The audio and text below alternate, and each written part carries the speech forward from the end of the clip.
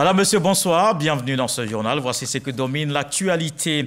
Une visite pour le renforcement de la coopération militaire entre la France et la Côte d'Ivoire. Les deux pays partagent l'intérêt commun de la lutte contre le terrorisme et l'insécurité régionale. Le ministre français des Armées reçu ce samedi par le président de la République, Alassane Ouattara, Sébastien Lecornu, il y a 24 heures. De cette rencontre était à Niamey, la capitale nigérienne. 41,76%, c'est le taux de réussite aux examens au niveau de l'enseignement technique et professionnel. Les résultats proclamés ce samedi donnent les admis pour les diplômes du CAP, du brevet d'études professionnelles, du brevet de technicien et du brevet professionnel. Et ces résultats annoncent la fin de l'année et ouvrent la porte aux vacances scolaires, une période de pause qui doit se passer dans la quiétude. Le ministère de l'Intérieur et de la Sécurité lance l'opération Vacances sécurisées. 1639 agents de police et de gendarmerie sont mobilisés pour cette 7e édition démarrée dans la commune de Corbuy. Et puis en Guinée, l'opposant Cellou Dalein Diallo convoqué pour une affaire de 5 millions de dollars. La CRIEF, la Cour de répression des infractions économiques, enquête sur la liquidation de la défunte Air Guinée en 2002. Le leader de l'UFDG était alors ministre des Transports aériens et avait privatisé la compagnie nationale. C'est avec deux qualités essentielles qu'il faut le définir, l'intégrité et le travail. A raison, puisque son parcours académique et professionnel peuvent l'attester éloquemment. L'histoire du général Abdoulaye Coulibaly se confond avec celle de l'aviation moderne en Côte d'Ivoire. C'est cet homme qui a tutoyé tous les ciels du monde avec un passager de très grande marque à bord, le président Félix Houphouët-Boigny, dont il était le pilote pendant 20 ans. Le général s'est ouvert à Traoré Moussa, qui le livre à son tour au lecteur à travers la publication de l'œuvre Général Abdoulaye Coulibaly, le parcours exceptionnel du pilote Houphouët-Boigny. L'auteur, journaliste, écrivain, Traoré Moussa est l'invité de la page culture. Bonsoir. Bonsoir, Polo. Alors, mais pourquoi, tout de suite c'est la question qui nous revient, pourquoi avoir décidé d'écrire sur cette personnalité? Avant tout propos, permettez que je m'acquitte d'un devoir, celui de présenter mes condoléances les plus attristées au général Coulibaly, dont la deuxième fille a été enterrée hier au cimetière de Williamsville. Pourquoi un livre sur le général Coulibaly? C'est parce que dans mon vécu avec lui depuis plus de 20 ans, je me suis rendu compte qu'il fait partie d'une race de personnalités en voie de disparition. Par son intégrité, par son amour du travail et par son humilité, je pense que c'est une personnalité d'exception dont le parcours mérite d'être connu afin d'inspirer les jeunes générations. Alors, et justement, à propos, Vénance Coulon, qui a fait la préface, a écrit parler de l'homme en indiquant que c'est un homme de qualité, un homme attachant, humain, est vrai. On en reparle donc dans quelques instants, le temps de faire le tour de l'actualité. Le ministre français des Armées en Côte d'Ivoire, Sébastien Lecornu, reçu ce samedi par le président de la République, Alassane Ouattara. La rencontre s'est déroulée à la résidence du chef de l'État à la Riviera Golfe. Elle a certainement porté sur le renforcement de la coopération militaire entre les deux pays. Et 24 heures avant cette rencontre à Abidjan, avec le président Alassane Ouattara, le ministre français des Armées était à Niamey, la capitale nigérienne. Sébastien Lecornu avait échangé avec le président Mohamed Bazoum. Et ici à Abidjan, le ministre français des Armées s'est entretenu avec son homologue de la Défense, le ministre d'État Téné Birahima Ouattara. Une séance de travail pour parler des liens d'amitié et de coopération militaire.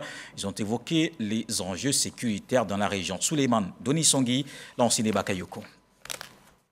60 minutes. Voilà le temps qu'a duré la séance de travail entre le ministre d'État, ministre de la Défense, Téné Birahima Ouattara, et son homologue français de la Défense, Sébastien Lecornu. Je m'étais engagé auprès du ministre à ce que lors de ma première tournée en Afrique comme nouveau ministre des Armées de la République française, de venir ici en Côte d'Ivoire pour des raisons évidentes, des raisons qui tiennent à la qualité, la solidité de la fraternité et de l'amitié entre nos deux pays, évidemment au regard aussi de la maturité de nos coopérations en matière de défense. D'ailleurs, je serai amené tout à l'heure à Port-Bouët à rencontrer les forces françaises ici en Côte d'Ivoire. Mais nous devions d'avoir des conversations et une séance de travail, évidemment, sur les questions de sécurité en Afrique, et notamment sur la bande sahélo-saharienne de manière globale. Souhaitant la bienvenue à son hôte, Téné Birahima Ouattara s'est félicité de cette visite qui renforce les relations entre la Côte d'Ivoire et la France dans le domaine de la défense. Nous avons parlé de problèmes relatifs au terrorisme, au trafic de la drogue, à la piraterie maritime, des problèmes sur le mode opératoire pour essayer d'enrayer ces fléaux qui minent la sous-région. Je pense que la France est un partenaire de longue date de la Côte d'Ivoire et de plus en plus la France déploie des moyens importants pour aider la Côte d'Ivoire à faire face à ces fléaux qui minent la sous-région. Je voudrais encore une fois remercier Monsieur le ministre Le Cornu d'avoir fait le déplacement en Côte d'Ivoire pour nous saluer. Merci.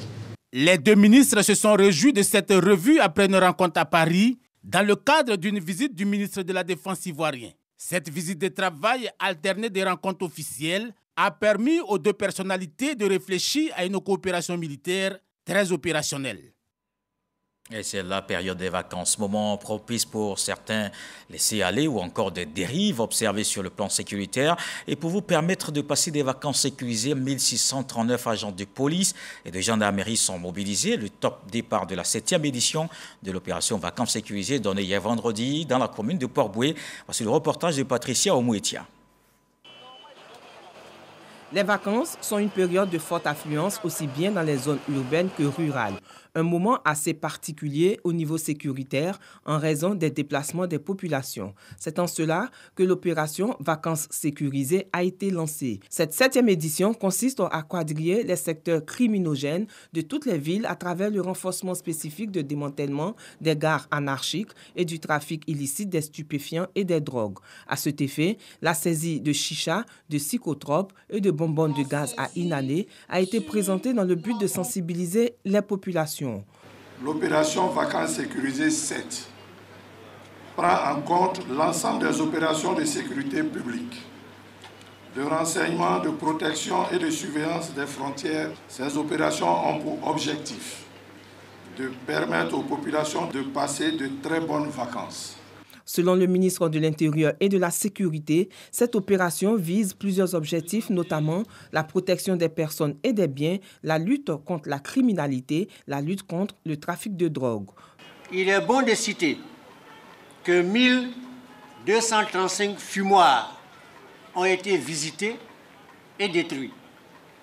6511 personnes ont été interpellées dans les fumoirs, dont 3484 ont été déférés. 33 931 personnes ont été raflées. La saisie d'une importante quantité de drogue, tant à Abidjan qu'à San Pedro. Cette opération a aussi permis d'interpeller plusieurs personnes qui sont actuellement déférées devant les juridictions. La valeur marchande de cette saisie record de drogue est estimée à plus de 41 milliards de francs CFA. Pour rappel, l'opération Épervier 6, lancée l'année dernière, a mobilisé plus de 2000 forces de défense et de sécurité. Cette année, 1639 forces de défense et de sécurité vont investir le territoire national et parcourir toutes les artères de la commune organisées en plusieurs patrouilles.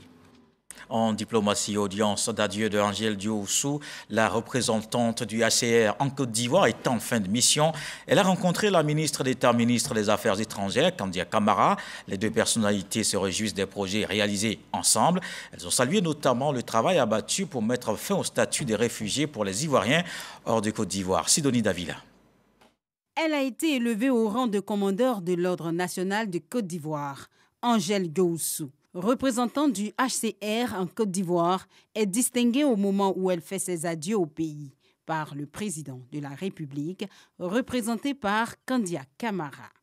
L'implication de la représentante de cette institution onusienne dans le rapatriement volontaire des réfugiés ivoiriens a été reconnue et saluée par la ministre d'État, ministre des Affaires étrangères, de l'intégration africaine et de la diaspora.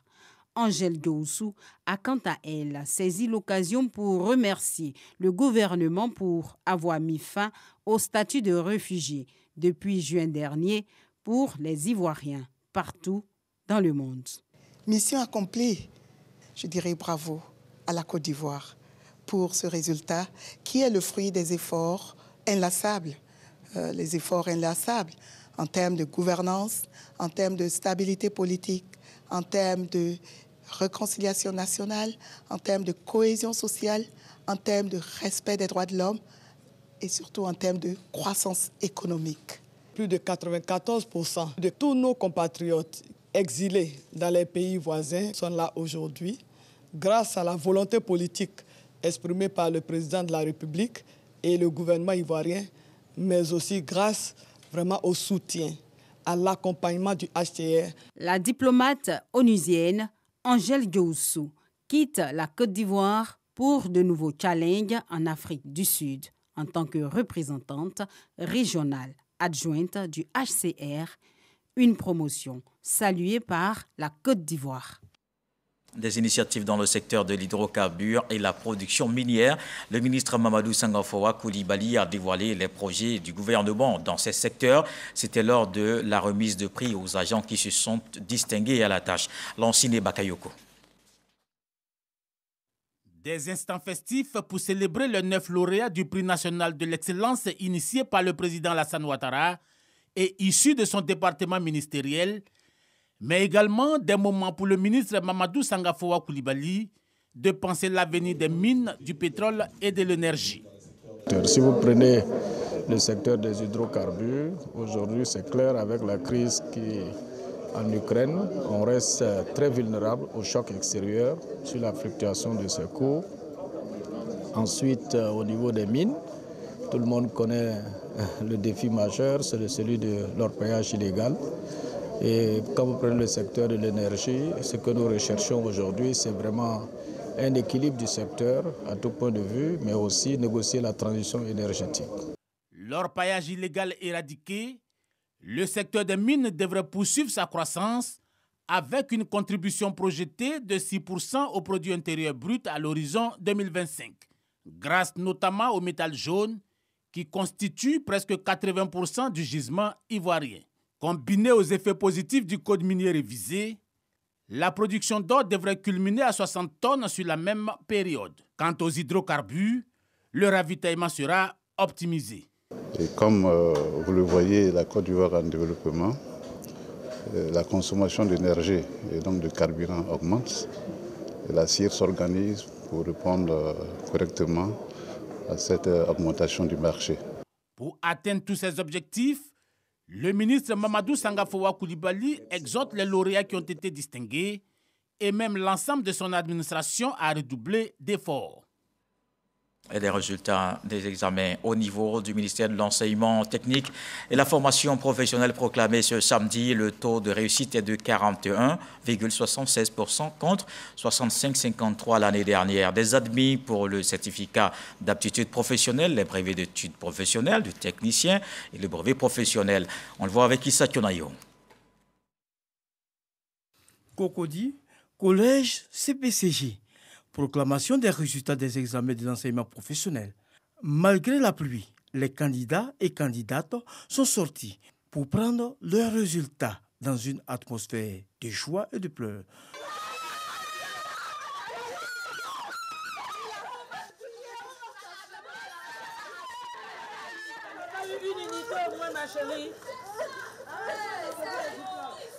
Le directeur des examens et concours au ministère de l'Enseignement technique et professionnel a pour sa part rendu public les statistiques de cette session 2022 au niveau de l'enseignement professionnel. Constat général, le taux d'admission est plus élevé chez les filles que chez les garçons. Les résultats des examens scolaires de la formation professionnelle session 2022 sont les suivants. Candidats inscrits, 26 850. Candidats déclarés admis, 11 162, soit un pourcentage de 41,76% contre 65,53% à la session dernière. Les statistiques désagrégées en genre indiquent que sur 13 921 filles, 5 969 ont été admis, soit 42,91%. Sur 12 929 garçons, 4 856 ont été déclarés admis, soit un taux de 37,53%. Ainsi, les filles ont obtenu un taux de réussite supérieur à celui des garçons.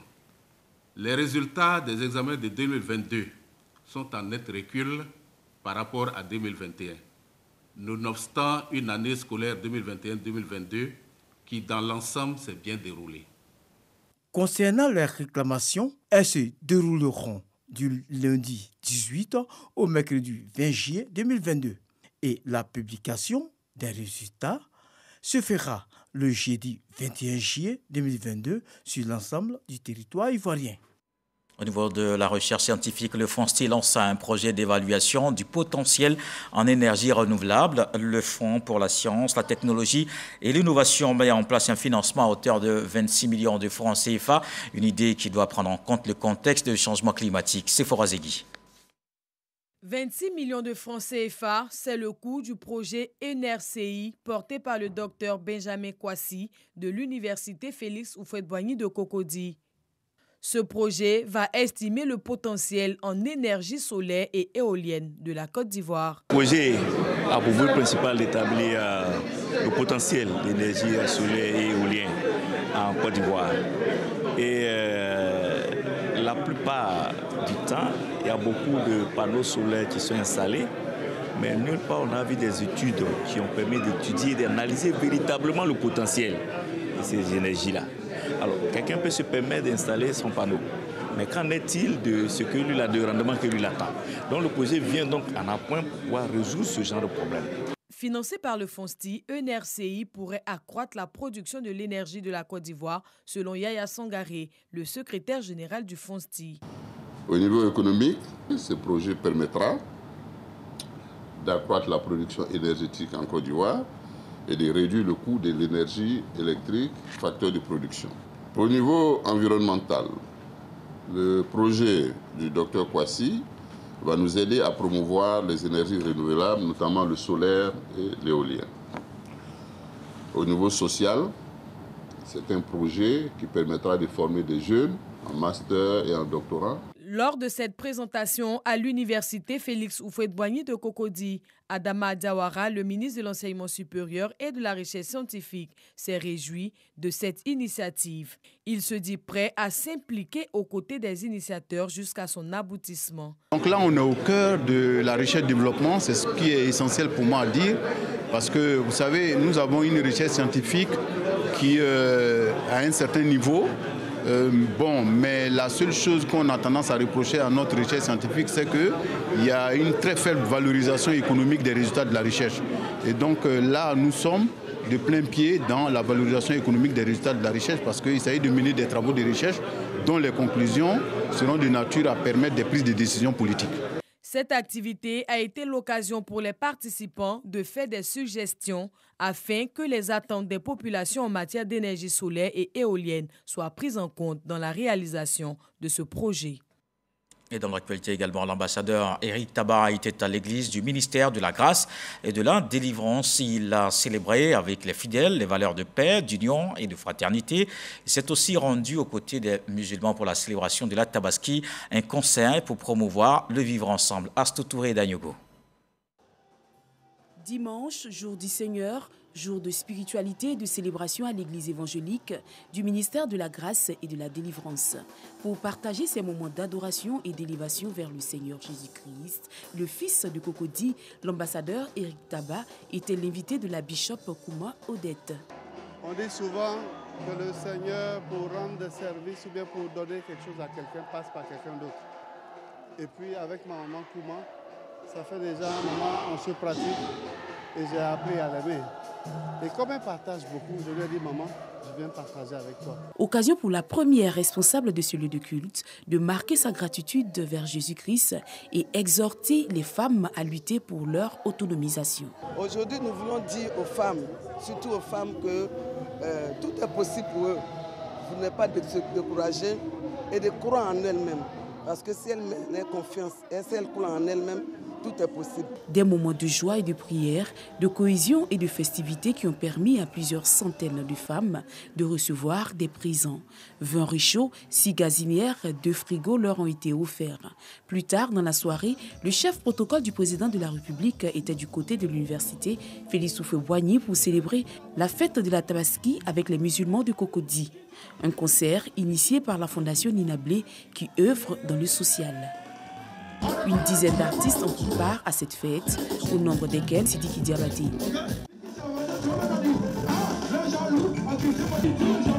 Ce dernier a offert une kora à la Fondation Nina Blé.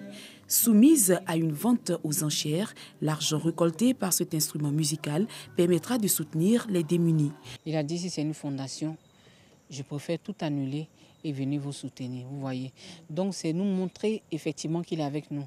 Occasion pour l'ambassadeur, chef protocole du président de la République, Éric Tabat, d'exhorter ces milliers d'hommes et de femmes à rester mobilisés pour le rayonnement de la commune de Cocody dans la paix et la cohésion sociale. Et les populations de tout le Pleu vont rendre hommage au président de la République. L'annonce a été faite au cours d'un point presse. Cette rencontre avec les journalistes pour donner les raisons de cette célébration. Les initiateurs veulent remercier le chef de l'État pour les actions de développement dans ce département de l'ouest du pays. Ahmed Traoré Moussa Konaté. Les populations de tout le Pleu dans la région du Cavali se préparent pour rendre hommage au chef de l'État. Une journée de reconnaissance au président de la République pour ses actions de développement socio-économique dans les différentes localités de la région. La cérémonie d'hommage est prévue le samedi 30 juillet prochain. Les cadres sonnent la mobilisation. Tout le Pleu, très content des réalisations qui ont été mises à sa disposition par le président de la République, a voulu organiser une journée de reconnaissance et une journée d'hommage à l'honneur du président de la République. Et à cet effet, on n'a pas voulu que ça reste entre nous. Donc on a souhaité faire un projet de lancement pour vraiment informer toute la Côte d'Ivoire de ce que le président est en train de faire. Les chefs coutumiers présents à cette rencontre s'engagent à faire de ce rendez-vous une grande réussite. L'initiative est belle de recevoir le président de la République pour lui témoigner notre reconnaissance. Puisque d'abord, le président de la République, c'est un fils, c'est un allié. Donc il est temps pour nous, ses parents de l'Ouest, précisément de tout le Pleu, de lui rendre un grand hommage pour ce qu'il fait pour notre département. Non seulement pour tout le Pleu, mais pour tout le Cavalier et surtout pour nous qui sommes les Ouè. Et il est temps que cette cérémonie ait lieu. Le parrain de cette cérémonie d'hommage au président Alassane Ouattara est le ministre d'État, ministre de la Défense, Téné Birahima Ouattara. Pour ceux qui connaissent tout le Pleu. À Yopougon, on parle de cohésion sociale. La place CP1 a servi de cadre pour l'intronisation du nouveau chef central de la commune, de la communauté de cette commune. Un moment de reconnaissance au maire Gilbert Koné Kafana.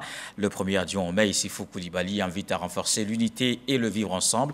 Le reportage de Frédéric Oulaï Sationayo. Yopougon, place CP1. Mobilisation exceptionnelle de la communauté d'An pour une double cérémonie.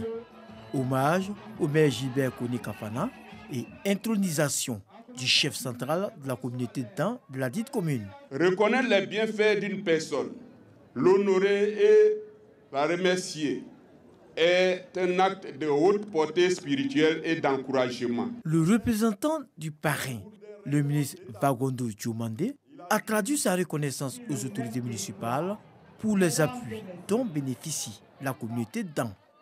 Il a invité ses parents, ses frères, ses sœurs ici à Yopougon à consolider chaque jour cette alliance historique entre les Sénoufo et les Dan en apportant leur soutien, en accompagnant chaque jour le ministre d'État dans ses actions et dans ses activités ici à Yopougon. À son tour, Issifou Koulibaly, représentant le maire Gilbert Koné Kafana, s'est réjoui de l'hommage au maire pour ses actions de développement. Introniser un chef est pour le ministre d'État un devoir, surtout quand il s'agit du chef d'un. Parce que une communauté organisée, c'est défini par un chef mis en place qui gère sa communauté au profit de la cohésion, au profit de la solidarité et pour faire le développement de la commune de Yopougon. Cette cérémonie a surtout été l'occasion pour les peuples alliés dans et ce niveau de magnifier les alliances interethniques. Et dans le reste de l'actualité, en Guinée, l'opposant Cellou Dalein Diallo convoqué la CRIEF, la Cour de répression des infractions économiques, enquête sur la liquidation de la défunte Air Guinée en 2002. Le leader de l'IFDG était alors ministre des Transports aériens et avait privatisé la compagnie nationale. Cellou Dalein Diallo est notamment soupçonné d'avoir détourné près de 5 millions de dollars. Ses avocats refutent ces accusations et dénoncent des vices de forme dans cette convocation. On ouvre à présent un autre chapitre pour voir l'actualité consacrée à la culture.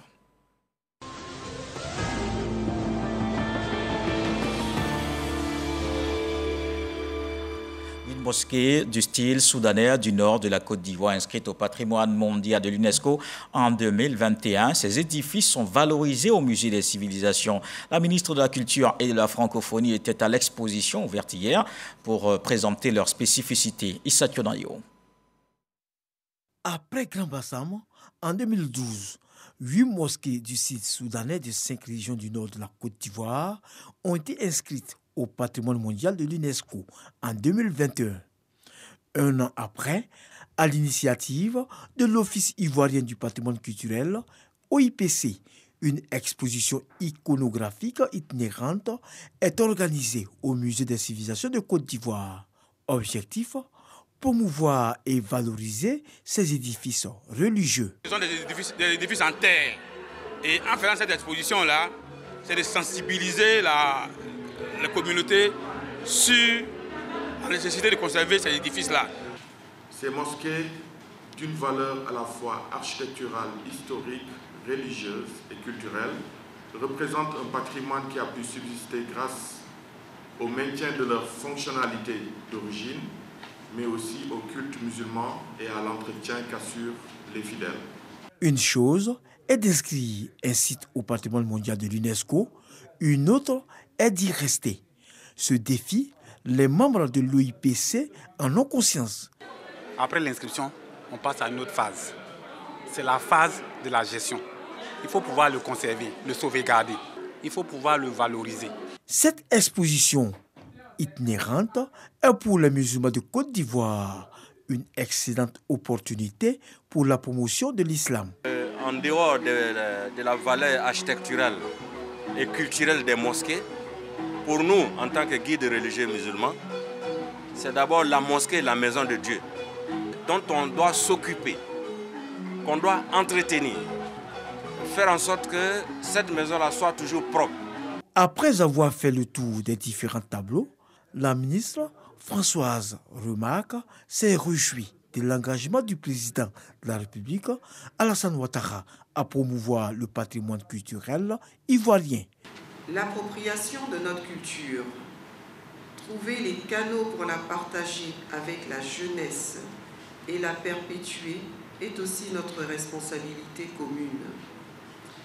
Dans ce sens, ces monuments qui se situent au nord de notre pays peuvent offrir des opportunités indiscutables d'emploi à de nombreux jeunes par le biais de plusieurs activités qui seront organisées autour d'elles.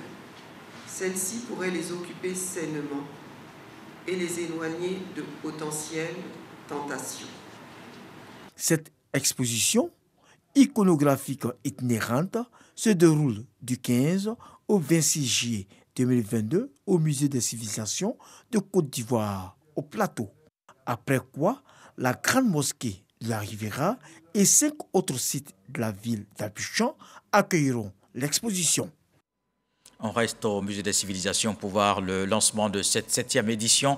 Le pagne traditionnel à l'honneur du 4 au 7 août dans le département de Tiébissou. Ce sera l'occasion du Tiendon Festival. Cette étoffe tissée est un savoir-faire ancestral devenu aujourd'hui une activité qui génère des revenus. Victorine Yaoyoboué.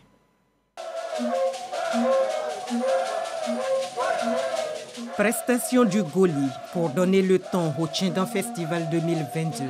Du 4 au 7 août prochain dans la tribu Gomi, à 5 km du département de Tiébissou. Le Goli, autrefois danse sacrée du peuple baoulé, est devenue une attraction touristique dans les villages de Gomi-Konde Yaoukro et Bomi-Zambo, qui constituent la tribu Bomi.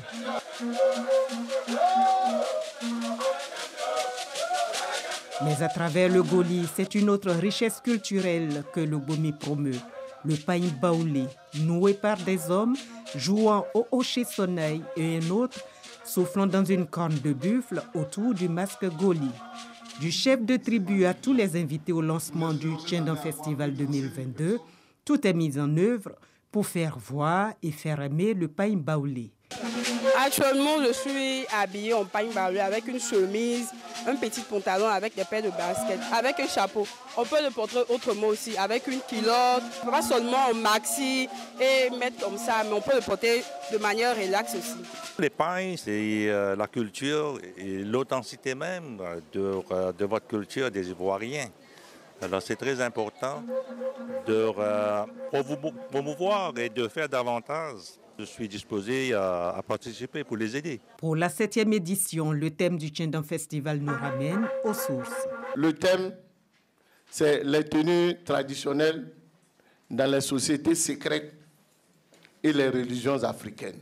Ce sont donc les sociétés secrètes d'Ozo, Adjanou, Maxwell et Komia. Donc ça, c'est une des premières innovations. Et pour nous, scientifiquement, en tant qu'intellectuels, pour nous, c'est vraiment un point extrêmement fort qu'il faut noter. Au nombre des innovations pour ce 7e Tchendan Festival, l'introduction des jeux de société traditionnels tels que l'Awalé, en partenariat avec le ministère des Sports et le parrainage du ministre de l'Équipement et de l'Entretien routier. Plusieurs réflexions, notamment la labellisation du pain traditionnel, seront menées pour la sauvegarde de cette authenticité culturelle, car comme disait Balzac, le beau, c'est le vrai, bien habillé. Et on retrouve notre invité de la page culture, le journaliste, écrivain Taoré Moussa, général Abdoulaye Koulibaly. Le parcours exceptionnel du pilote d'Houphouët-Boigny, c'est l'ouvrage que vous publiez.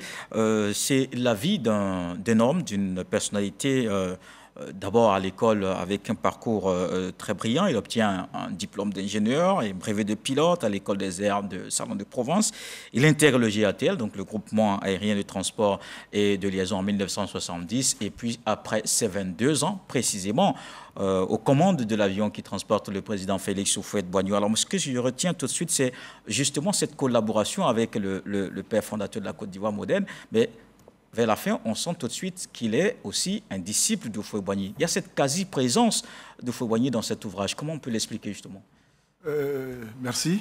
Je pense qu'entre le général Koulibaly et le président Houphouët-Boigny, c'est une histoire de père et de fils.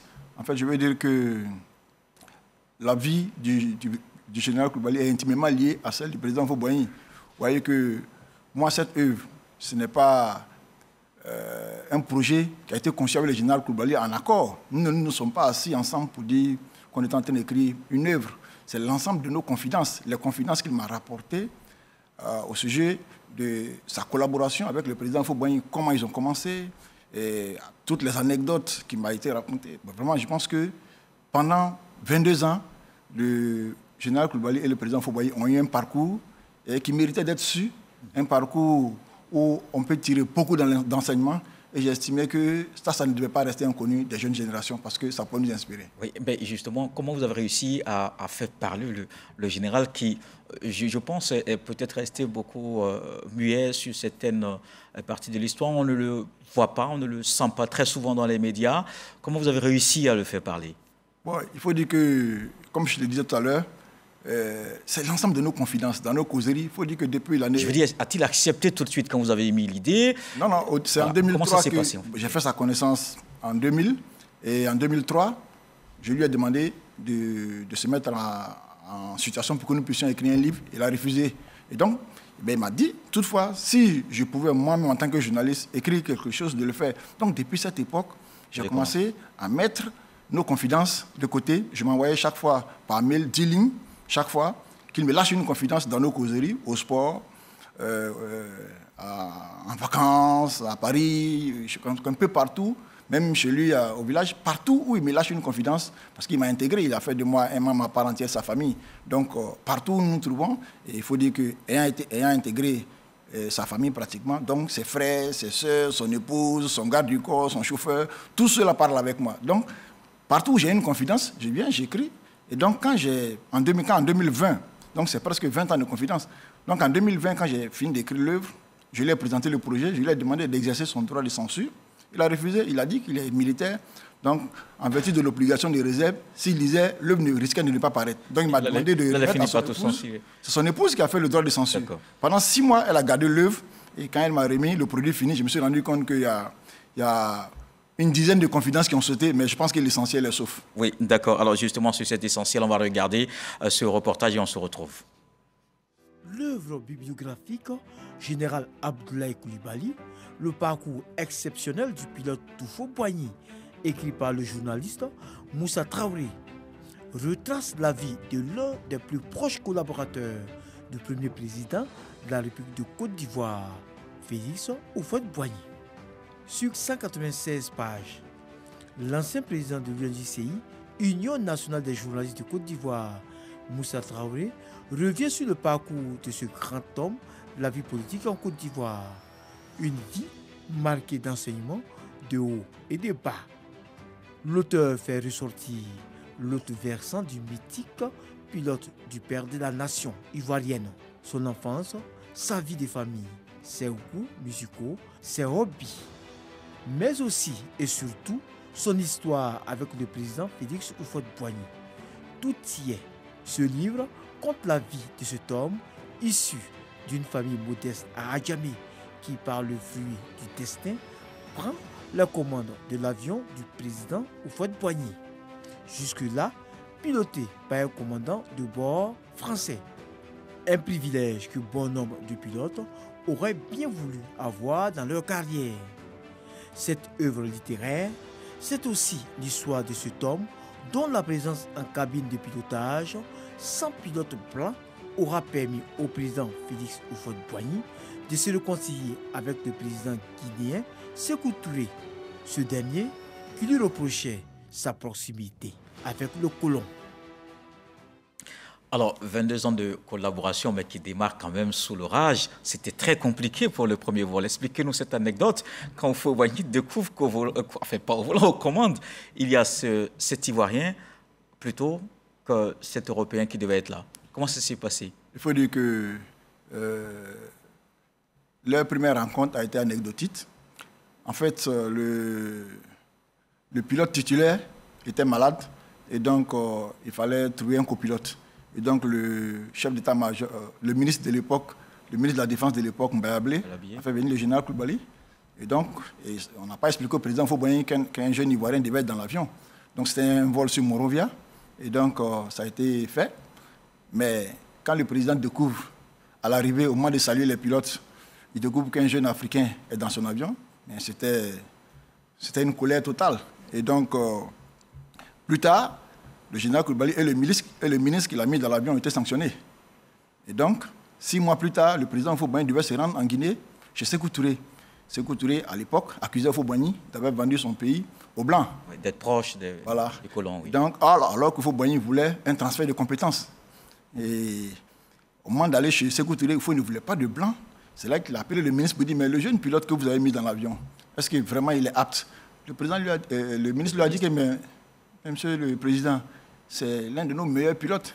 Donc, voilà comment il s'est retrouvé dans l'avion. Et après un vol qui s'est bien passé, mais il y a eu un orage. Il y a eu un orage et Sékou Touré était surpris de constater qu'un Ivoirien a fait voler un avion.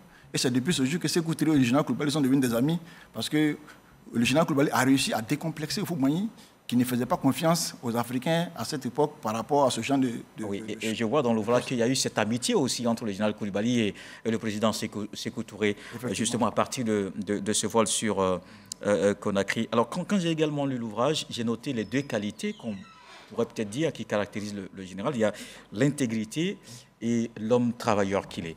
Oui, effectivement, tout à l'heure, j'ai dit que le général Coulibaly est un travailleur infatigable. Il vient de perdre sa fille. Mais je vous assure qu'il vient de m'étonner. Pendant que nous sommes en train de faire les obsèques, il va le matin au travail et il revient à 17h pour les présentations de condoléances à 18h. Où avez-vous vu ça en Côte d'Ivoire ici? Quelqu'un qui perd sa fille et qui se lève le matin pour aller au travail pendant les obsèques. Et je pense que le général Coulibaly, c'est un amoureux fou du travail. Je n'ai jamais vu ça. Et c'est pour ça que j'ai vraiment mis un trait particulier là-dessus. Et je vous donne un autre exemple, si vous permettez. Allez-y. Quand il a été nommé PCA de Aéria, sa première décision a été qu'on lui donne un bureau à l'aéroport, alors que son prédécesseur n'avait pas de bureau. Donc lui, il va au travail le matin comme un travailleur ordinaire, alors que c'est un PCA. Le rôle d'un PCA n'est pas d'aller au travail chaque matin, mais lui, il va au travail chaque matin. Enfin, ce n'est pas l'exécutif au quotidien, oui. Ce sont des qualités qu'il faut mettre en exergue, et c'est pour cela que je pense qu'on a fait un travail qu'il fallait présenter aux Ivoiriens. Alors, il y a aussi ce regard, il y a aussi cette qualité qu'il a d'être admiratif des self-made men.